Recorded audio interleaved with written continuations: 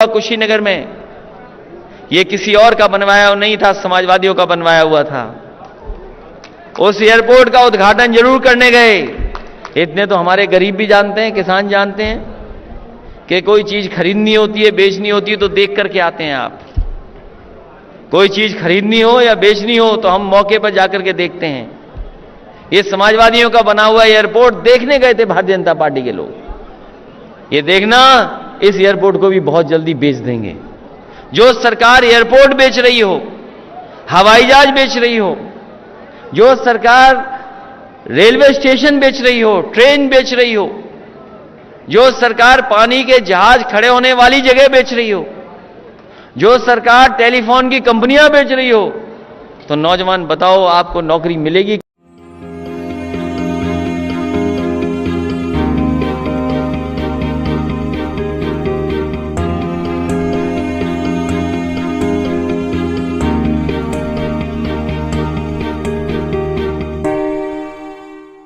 सरदार पटेल जयंती समारोह में उपस्थित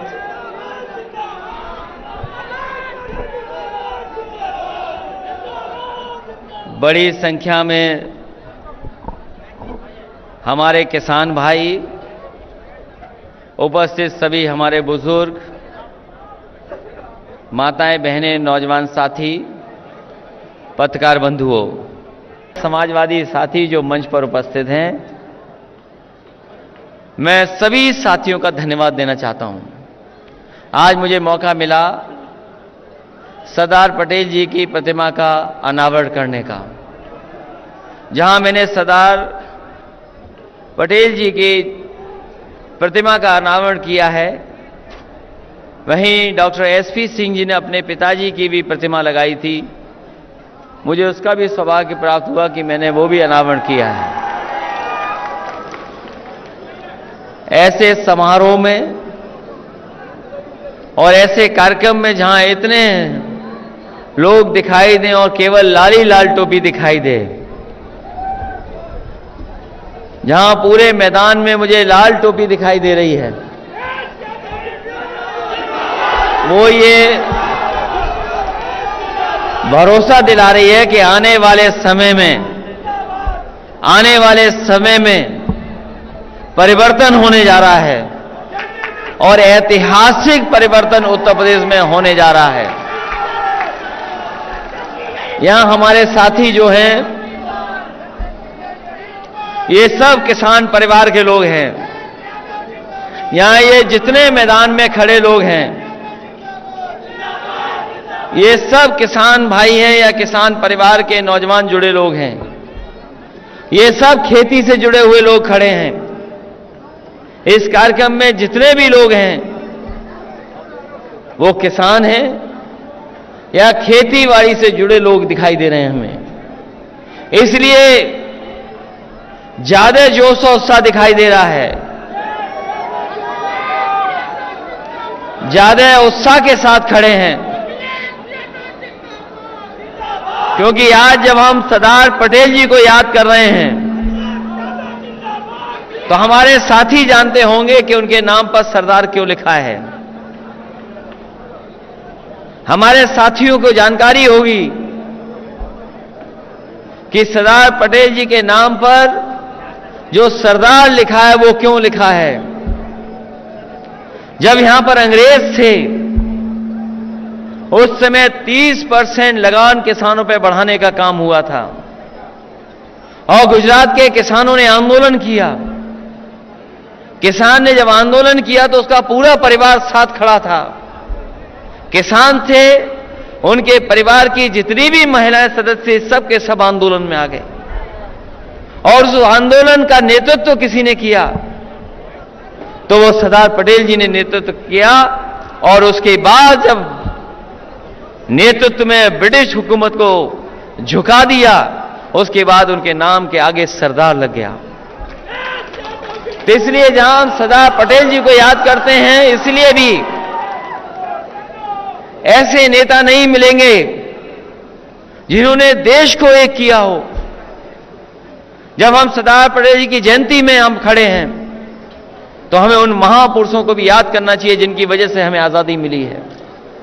राष्ट्रपिता महात्मा गांधी, सरदार पटेल, जवाहरलाल नेहरू और बड़ी संख्या में जो उस समय आंदोलन आजादी का लड़ रहे थे, जिनके लगातार लड़ने की वजह से, संघर्ष की वजह से हमें आजादी मिली, आज हम उन लोगों को भी याद करते हैं। और सरदार पटेल जी का योगदान हम लोग भूल नहीं सकते। जो रियासतें थी, राजा महाराजा थे, आजादी के बाद वो स्टेट्स भारत के अंदर नहीं थी। उन स्टेटों को एकजुट एक जगह लाने का काम अगर किसी ने किया तो उस समय सरदार पटेल जी ने सभी की सभी रियासतों को एक साथ लाने का काम किया। जहां जूनागढ़ की रियासत पाकिस्तान की तरफ देख रही थी, दूसरी बहुत बड़ी रियासत हैदराबाद आजादी के महीनों तक भारत के साथ नहीं जुड़े थे। उस समय उन्हें कोई भी कूटनीति अपनानी पड़ी, कूटनीति अपनाई गई और भारत को एक भारत बनाने का अगर किसी को श्रेय सबसे ज्यादा जाता है तो वो लौह पुरुष सरदार पटेल जी को जाता है। जिन लोगों ने आजादी के पन्ने पलटे होंगे, उस संघर्ष के बारे में पढ़ा होगा, वो जानते होंगे न जाने कितने लोगों को शहीद होना पड़ा, उसके बाद आजादी मिली। और जितने भी हमारे आजादी के नेता थे, उनका एक ही सपना था कि भारत खुशहाली और तरक्की के रास्ते पर जाए। भारत देश जो आजाद हो रहा है, जिस तरीके से दुनिया में देश और आगे बढ़ गए हैं, उसी तरीके से भारत देश भी आगे बढ़ता हुआ दिखाई दे। जो सपना देखा था, अगर हम आज आकलन करें दुनिया के सामने, तो वो हमारा आपका सपना पूरा नहीं हुआ है। इसलिए आज सरदार पटेल जयंती के दिन जब हम सरदार पटेल जी को याद कर रहे हैं, तो ये संकल्प लेकर के जाना चाहिए कि जब तक किसान खुशहाल नहीं होगा तब तक हमारा देश खुशहाल नहीं हो सकता है। ये संकल्प लेकर के हमें जाना पड़ेगा। आज अगर कोई हमारी अर्थव्यवस्था को संभालना है, अगर कोई हमारी अर्थव्यवस्था को संभाल रहा है तो वो हमारे किसान संभाल रहे हैं। किसान की खेती खत्म हो जाए, किसान खेती ना करे तो हमारी अर्थव्यवस्था कहीं बचेगी नहीं। भारत की अर्थव्यवस्था अगर किसी पर टिकी है तो हमारे किसानों पर टिकी है, गांव में रहने वाले लोगों पर टिकी है। अभी हाल ही में जो कोरोना आया था, कोरोना की वजह से सब कुछ रुक गया था, सब कुछ थम गया और ऐसी पाबंदियां लगी कि लोग बाजार नहीं जा सकते थे, दुकानें नहीं खोल सकते थे, होटल रेस्टोरेंट सब बंद थे। ये भी स्कूल बंद रहा होगा, तमाम स्कूल बंद थे, कोई सरकारी स्कूल नहीं चल रहा था। उस पाबंदी में और उस कोरोना की बीमारी में सब कुछ बंद था, कारखाने बंद थे, उद्योग बंद थे, छोटे बड़े सब बंद थे।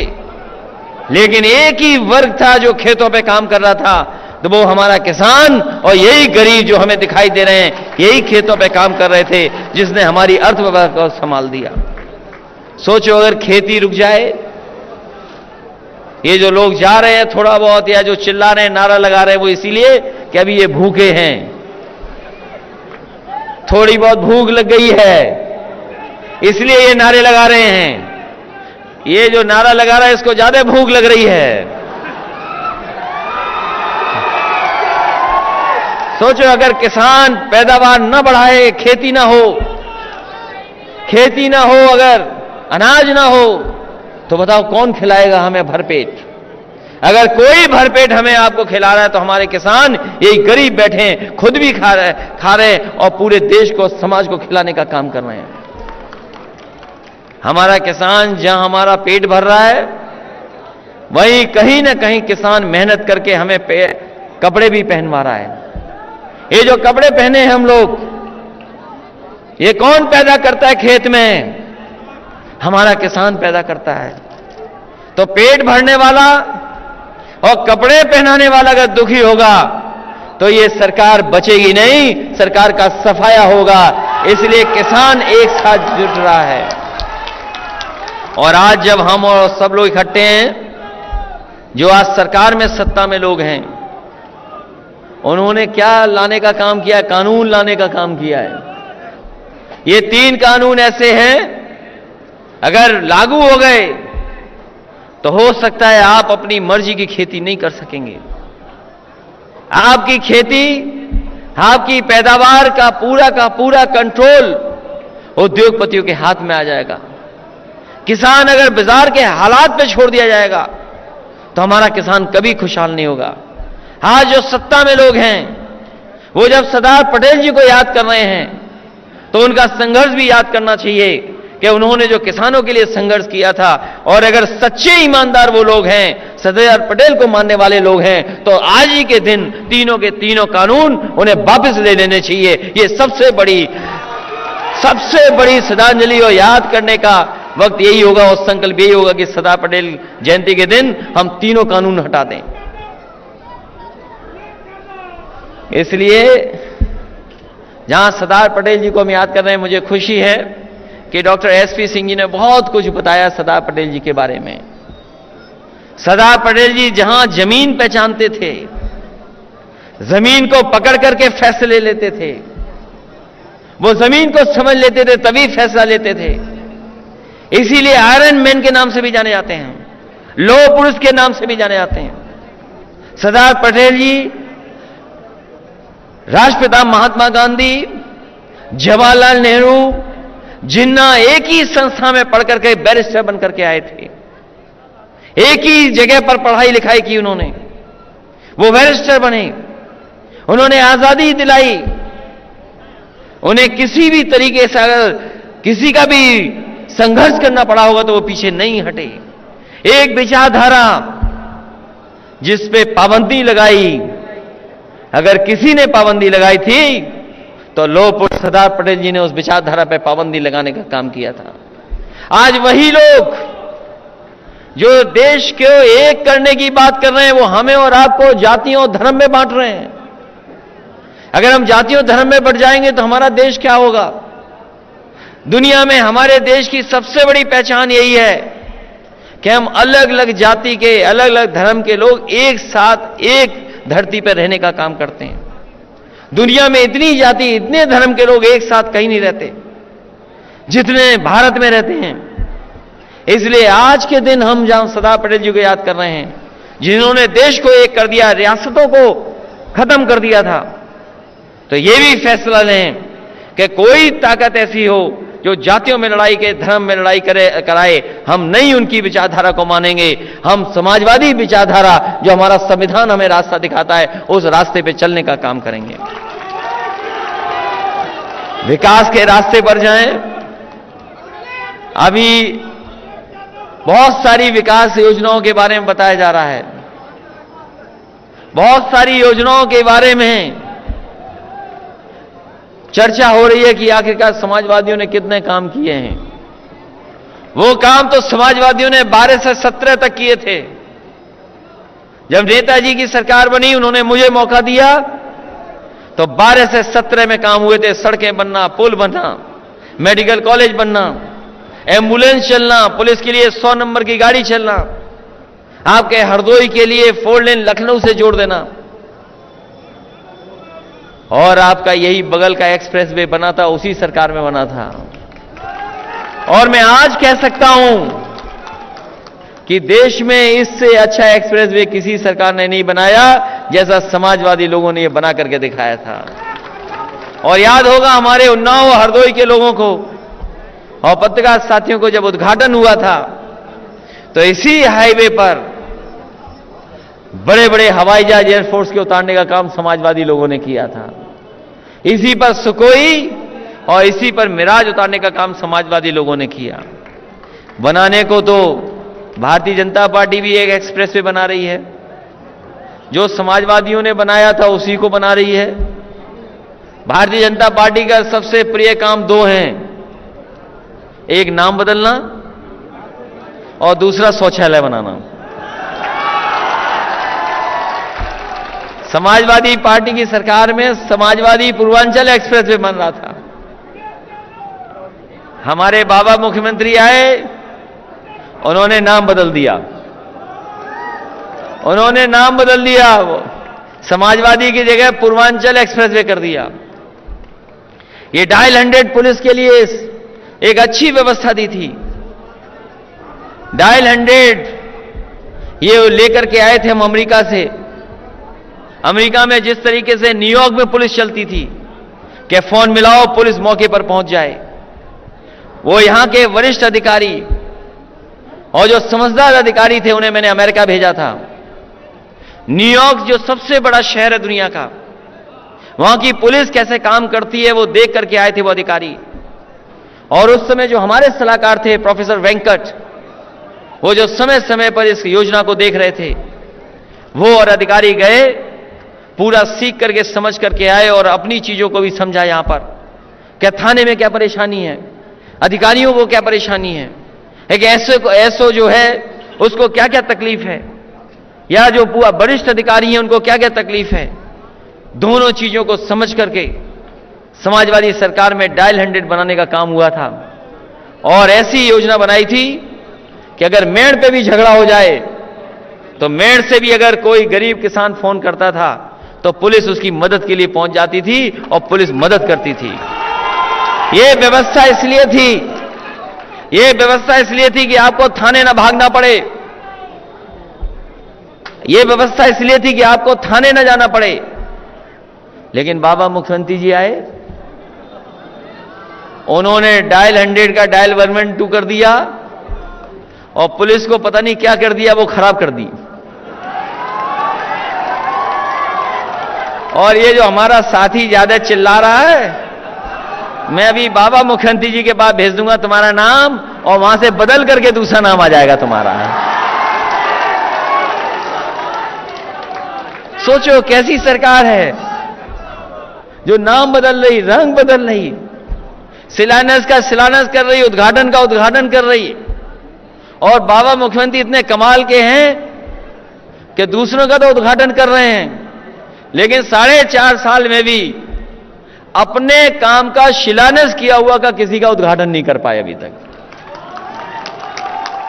और याद रखना, उत्तर प्रदेश की जनता ने मन बना लिया है कि ये सरकार में बैठे लोग अब जा रहे हैं और समाजवादी लोग आ रहे हैं। कोई नहीं रोक सकता। और इसलिए क्योंकि सरकार आज भी उद्घाटन का उद्घाटन कर रही है। ये जो हवाई जहाज का एयरपोर्ट का उद्घाटन हुआ कुशीनगर में, ये किसी और का बनवाया नहीं था, समाजवादियों का बनवाया हुआ था। उस एयरपोर्ट का उद्घाटन जरूर करने गए। इतने तो हमारे गरीब भी जानते हैं, किसान जानते हैं कि कोई चीज खरीदनी होती है, बेचनी होती है तो देख करके आते हैं। आप कोई चीज खरीदनी हो या बेचनी हो तो हम मौके पर जाकर के देखते हैं। ये समाजवादियों का बना हुआ एयरपोर्ट देखने गए थे भारतीय जनता पार्टी के लोग। ये देखना, इस एयरपोर्ट को भी बहुत जल्दी बेच देंगे। जो सरकार एयरपोर्ट बेच रही हो, हवाई जहाज बेच रही हो, जो सरकार रेलवे स्टेशन बेच रही हो, ट्रेन बेच रही हो, जो सरकार पानी के जहाज खड़े होने वाली जगह बेच रही हो, जो सरकार टेलीफोन की कंपनियां बेच रही हो, तो नौजवान बताओ आपको नौकरी मिलेगी कि नहीं मिलेगी, बताओ। और क्या वादा किया था कि हम नौकरी दे देंगे, रोजगार दे देंगे। आज 4.5 साल हो गए पूरे, और दिल्ली की सरकार, डबल इंजन वाली सरकार, उत्तर प्रदेश और दिल्ली, बताओ कितने नौजवानों को नौकरी दी है, कितनों को रोजगार दिया आपने। जो सपने देखे थे, जो सपने दिखाए थे, वो सब टूट गए, कोई रास्ता नहीं बचा। और याद रखना साथियों, मैं कह के जा रहा हूं, मैंने पहले भी कहा था नोटबंदी के समय पर जब मैं आया था कि रुपया काला सफेद नहीं होता। जो रुपया नोटबंदी की थी, नोटबंदी के समय पर याद करो, मैं कहता रहा, जनता से समझाता रहा कि रुपया नहीं होता है काला सफेद। अगर कोई चीज काली सफेद होती है तो हमारा आपका लेन देन काला सफेद होता है। और हमारी अर्थव्यवस्था ऐसी है, कब काले से सफेद हो जाता है और कब सफेद से काला हो जाता है हमें पता ही नहीं लगता है। लेकिन भारतीय जनता पार्टी ने कहा, भारतीय जनता पार्टी ने कहा कि ये रुपया है, ये जो रुपया बंद हो जाएगा तो भ्रष्टाचार अपने आप खत्म हो जाएगा। बताओ हरदोई के लोगों, रुपया लेना बंद हो गया क्या? रुपया लेना बंद हो गया क्या? तो ये तो भारतीय जनता पार्टी के लोग कहते कि नोटबंदी हो जाएगा तो भ्रष्टाचार खत्म हो जाएगा, और इन्होंने एक नया लाल रंग का नोट छापा है। सुना है वो ज्यादा चल रहा है तहसील में और जगह पर। ये नया नोट छाप करके नए तरीके से भ्रष्टाचार कर दिया।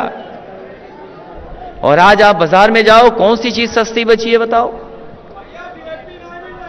कौन सी चीज सस्ती बची है? हर चीज महंगी हो गई। बताओ पेट्रोल 100 पार हो गया कि नहीं हो गया आपका? भारतीय जनता पार्टी ने कहा कि हम गरीब को, हवाई चप्पल पहनने वाले को हवाई जहाज में बैठाएंगे। याद है कि नहीं याद है? और पेट्रोल इतना महंगा कर दिया कि अब आपकी मोटरसाइकिल नहीं चलेगी, आपको मोटरसाइकिल खड़ी करनी पड़ेगी। और अगर मोटरसाइकिल लेकर के निकलोगे तो कोई मिल गया तो न जाने किसकी आपको पर्ची थमा देगा। बताओ महंगाई कहां है? डीजल, पेट्रोल और सिलेंडर। कभी अंग्रेजों ने आदत लगाई थी कि चाय पीजिए, फ्री चाय बटी थी। फ्री चाय बांट बांट करके लोगों को आदत डाल दी चाय पीने की। अंग्रेजों ने बताओ ये किया था कि नहीं किया था? जब हमारे लोग मट्ठा और दूध पीते थे, गांव के अपने सब लोग मट्ठा दूध पी लेते थे। पुरानी सरकार जो थे अंग्रेज, उन्होंने चाय पिलाना सिखा दिया।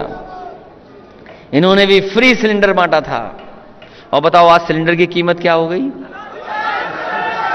1000 रुपए का सिलेंडर। आखिरकार किसको मुनाफा पहुंचा रहे हैं? डीजल पेट्रोल महंगा करके किसका मुनाफा पहुंचा रहे हैं? कौन सी चीज नहीं महंगी हो गई? हर चीज जरूरत महंगी हो गई।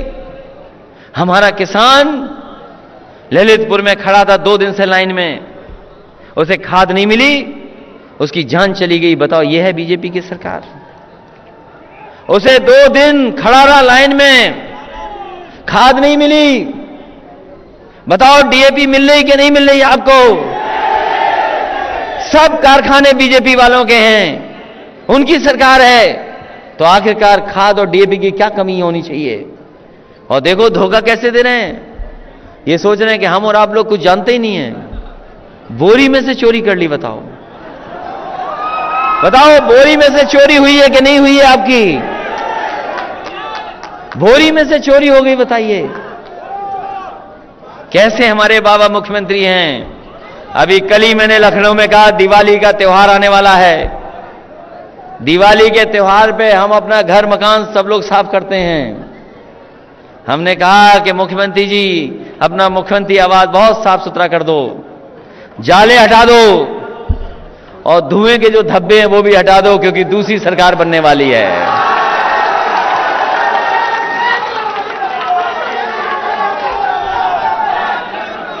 इसलिए ये समाजवादी विजय रथ से निकले हैं। समाजवादी विजय रथ लगातार चल रहा है। मैं अपने किसान भाइयों को, इन्हीं नौजवानों का धन्यवाद देना चाहता हूं। आज तो केवल इतना ही रथ चला है, बहुत कम चला है, 20, 25, 30 किलोमीटर चला, इससे ज्यादा नहीं चला। 20, 25, 30 किलोमीटर चला है। ये समाजवादी विजय रथ ये इसलिए चल रहा है क्योंकि इस चुनाव में आपको अपनी विजय हासिल करनी है, किसानों को अपनी विजय दिलानी है, नौजवानों को अपनी विजय दिलानी है। और इतना अपमान किसी सरकार में नहीं हुआ जितना इस सरकार में अपमान हो रहा है। इसलिए समाजवादी विजय रथ लगातार चलता रहेगा। और आज तो केवल 30 किलोमीटर चला है, अगली बार आएंगे तो पूरे हरदोई में चलाने का काम समाजवादी रथ का होगा। और मुझे याद है जब जब रथ चला है तब सरकार बनी है समाजवादियों की। जब रथ चलता है सरकार चलती है। और अब तो सरकार इशारा कर रही है डीजल पेट्रोल महंगा कर करके कि साइकिल चलाइए, क्योंकि साइकिल को ना डीजल चाहिए ना पेट्रोल चाहिए। इसलिए सरकार भी इशारा कर रही है आपको, जाइए साइकिल की तरफ जाइए। इसलिए इस मौके पर जहां हम सरदार पटेल जी को याद कर रहे हैं, उन्होंने जो योगदान किया है देश को एक करने का, उनके योगदान को भी हम याद कर रहे हैं। उनका बताए हुए रास्ते पे चलने के लिए हम लोग संकल्प ले रहे हैं। उन्होंने किसानों को अंग्रेजों से सम्मान दिलाया है, तो आप लोग भी संकल्प लो कि इस चुनाव में हम किसान का सम्मान दिलाने का काम करेंगे और भारतीय जनता पार्टी को उत्तर प्रदेश से हटाने का काम करेंगे। ये काम नहीं कर रहे हैं, ये काम नहीं कर रहे हैं, ये काम चोरी कर रहे हैं। 4.5 साल टाइम पास कर दिया हमारे बाबा मुख्यमंत्री जी ने, और 4.5 साल बाद बोल रहे हैं कि हम लैपटॉप देंगे, टैबलेट देंगे। अरे गांव के लोग जानते हैं, इन्होंने अपने संकल्प पत्र में लिखा था, नौजवान ये बात को अच्छी तरह समझते हैं क्योंकि सब मोबाइल चलाना सीख गए हैं। ये नौजवान सब जानते हैं, संकल्प पत्र बीजेपी ने जब बनाया तो उन्होंने कहा कि हम लैपटॉप देंगे, स्मार्टफोन देंगे, वाईफाई फ्री देंगे, 1 GB डेटा फ्री देंगे। सोचो 4.5 साल पूरे हो गए, क्या मिल गया नौजवानों को? लैपटॉप नहीं मिला, और 4.5 साल तक जाने कौन सी टैबलेट देते रहे जो अब टैबलेट देने जा रहे हैं। बताओ कौन सी टैबलेट दे रहे थे 4.5 साल? ये आपको पीछे रखना चाहते हैं समाजवादियों ने। बताओ कब लैपटॉप बांट दिया, कब बांट दिया लैपटॉप समाजवादियों ने? और जहां कहीं भी हरदोई के लोग हैं जो उस समय पढ़ करके जिन बच्चों को लैपटॉप मिला था, ऐसा दुनिया का सबसे अच्छा लैपटॉप दिया था कि अगर आज भी चला रहे होगे तो आज भी लैपटॉप चल रहा होगा, आज भी खराब नहीं हुआ है। और वो लैपटॉप ऐसा है कि जब ऑन करते होगे तो हम और नेताजी दिखाई देते होंगे इसमें। और बाबा मुख्यमंत्री जी ने लैपटॉप इसलिए नहीं बांटा, बाबा मुख्यमंत्री जी ने लैपटॉप इसलिए नहीं बांटा क्योंकि वो लैपटॉप चलाना नहीं जानते हैं।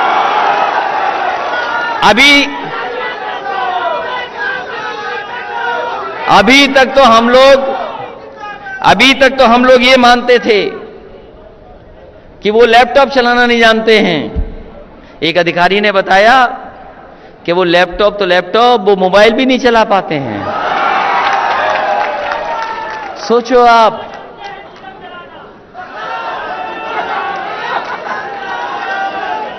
ये बीजेपी के लोग सब रखते हैं जेब में पुड़िया, बच के रहना। सोचो जो लैपटॉप ना चला पाए, मोबाइल ना चला पाए आज के जमाने में, वो नौजवानों आपकी क्या बात समझेंगे? ये नौजवान वो है जो मोबाइल खोलता है, उसे अगर कोई सामान चाहिए तो वो मोबाइल से ही सामान मंगा लेता है। मोबाइल से सामान आता है कि नहीं आने लगा? और बताओ, आजकल कुछ जगह तो हो सकता है यहां ना हो व्यवस्था, लेकिन शहरों में तो है व्यवस्था, और कुछ कस्बों में भी व्यवस्था है कि जहां पर मोबाइल से खाना भी मंगाया जा सकता है। बताओ खाना आता है कि नहीं आता है? और समाजवादियों ने एम्बुलेंस चलाई थी, फोन मिलाओ 108 102 एम्बुलेंस आ जाएगी। था इंतजाम कि नहीं था इंतजाम? अब लेकिन बाबा मुख्यमंत्री तो खराबी तो हो जाएगा, वो जानते ही नहीं है। और यही 100 नंबर में था। ये बात मैं इसलिए कह रहा हूं क्योंकि इस संस्था को चलाने का काम डॉक्टर एसपी सिंह जी और उनकी पत्नी जो पूर्व में एमएलसी रही कांति सिंह जी, वो चला रही हैं। हालांकि मैं नहीं देख पा रहा हूं, मैं तो वीडियो जब देखा तब मुझे दिखाई दिया इसके ऊपर क्या लिखा है। आपको तो दिखाई दे रहा होगा अंग्रेजी में क्या लिखा है, एक्सीलेंस फॉर ऑल। अगर ऐसी संस्था हो जो एक्सीलेंस फॉर ऑल कह रही हो, मुझे बाद में excellence from all, excellence from all, जो एक्सीलेंस की बात करते हो, जो सबसे उत्कर्ष की बात करते हो, जो सबसे अच्छी चीज की बात करते हैं। और मुझे याद है कि जब मैं स्कूल में पढ़ता था, मिलिट्री स्कूल में, तो हमारे मिलिट्री स्कूल का भी मोटो था परस्यूट ऑफ एक्सीलेंस, कि हमें लगातार वो काम करना है जिससे हम मेहनत कर करके उत्कर्ष काम और सबसे अच्छा काम करें। तो हमने तो अपने स्कूल में सीखा था जिसका मोटो था British school, pursuit of excellence, और यहां पर एक्सीलेंस फॉर ऑल। और इसीलिए जब मुझे मौका मिला तो उत्तर प्रदेश में सबसे बेहतरीन काम करने का काम समाजवादियों ने किया। चाहे वो सड़क हो, चाहे वो एम्बुलेंस हो, चाहे मेडिकल कॉलेज हो, चाहे कोई बिल्डिंग हो। मैंने सुना है कि अभी लखनऊ में देश के सब डीजीपी आएंगे, कुछ पुलिस का बड़ा कार्यक्रम होने जा रहा है। मुझे खुशी है इस बात की कि भारतीय जनता पार्टी को अपना कोई काम दिखाने को नहीं है। वो अगर कोई काम अपना देखेंगे तो डीजीपी जो देश के आ रहे हैं, बड़े बड़े पुलिस के अधिकारी आएंगे, अगर किसी काम को देखेंगे तो समाजवादियों का डायल 100 और वही जो पुलिस का हेड ऑफिस बनाया समाजवादी सरकार में, वही देखेंगे। इन भारतीय जनता पार्टी पे अपना काम दिखाने को भी नहीं है। जो कभी कभी हिसाब किताब मांगते हैं, जो कभी कभी हिसाब किताब मांगते हैं हमारे काम का, तो सोचो मुख्यमंत्री जी जहां बैठते हैं वो समाजवादी की सरकार में बना है। जिस हेलीकॉप्टर से कभी कभी उड़ते हैं वो भी समाजवादी सरकार का खरीदा हुआ है। और अभी एक इंडिया टुडे संस्था है, वो मैगजीन बहुत बड़ी, उसमें मैंने एक तस्वीर देखी मुख्यमंत्री जी की। वो मुख्यमंत्री जी सोफे पे बैठे हैं, वो भी समाजवादी सरकार का बनाया हुआ है। और इस गाड़ी में लखनऊ में चलते हैं, वो भी गाड़ी समाजवादी सरकार में ली गई थी। इनका अपना क्या है सोचो, क्या है इनका अपना? इसलिए धुएं में उड़ाने वाले लोगों को धुएं में उड़ा देना है। बहुत बहुत धन्यवाद।